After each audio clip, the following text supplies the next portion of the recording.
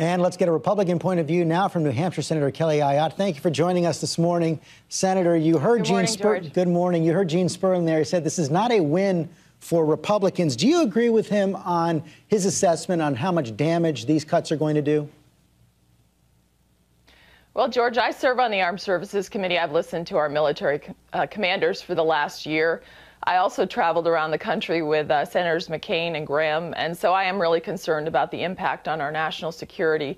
We've already heard on cuts on training for our active duty troops, also flight hours for the combat fighter pilots. So yes, there is some real concern about undermining our national security.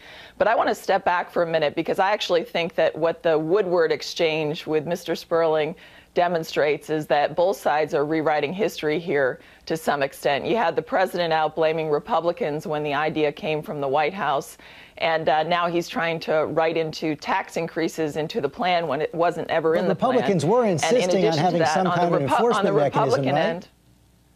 Republicans were insisting on having an enforcement mechanism.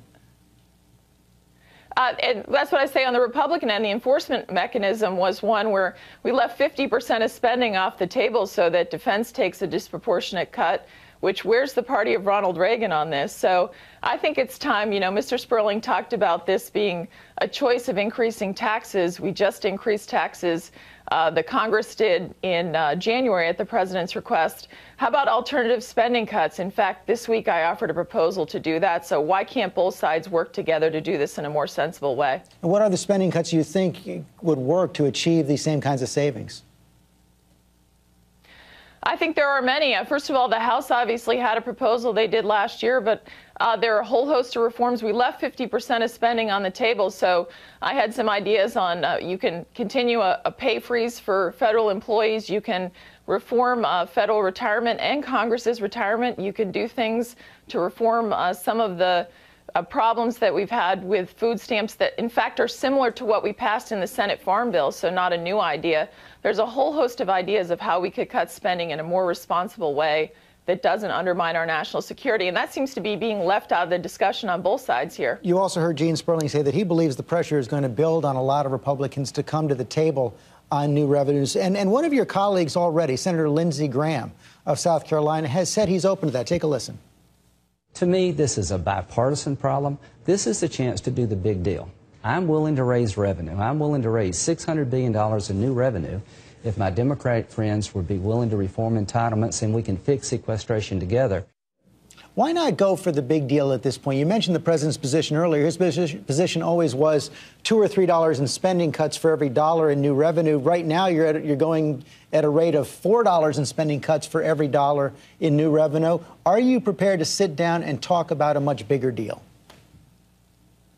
Well, George, what the president is now, what he pushed recently in the Senate this week, the $85 billion small deal with tax increases, that's not going to work. If we're going to increase revenue again, it's got to go to the debt with real entitlement reform and real tax reform where you actually lower rates.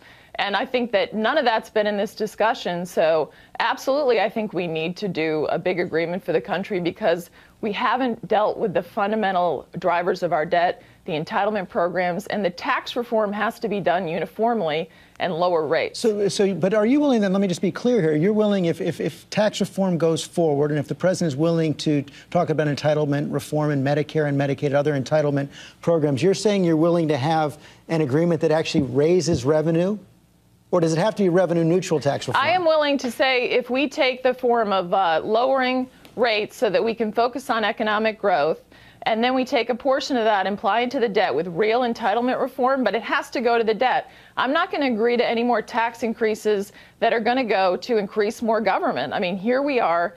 That's what the latest proposal is from the president. This sequester has to be dealt with within existing spending and alternative cuts, and we need real entitlement reform and real tax reform. That's what we need for the country if we're going to drive down our debt and also be focused on economic growth. That might be a little bit of an opening that can be seized on later, although it may not happen anytime soon. But Senator Ayotte, thank you very much for your time this morning.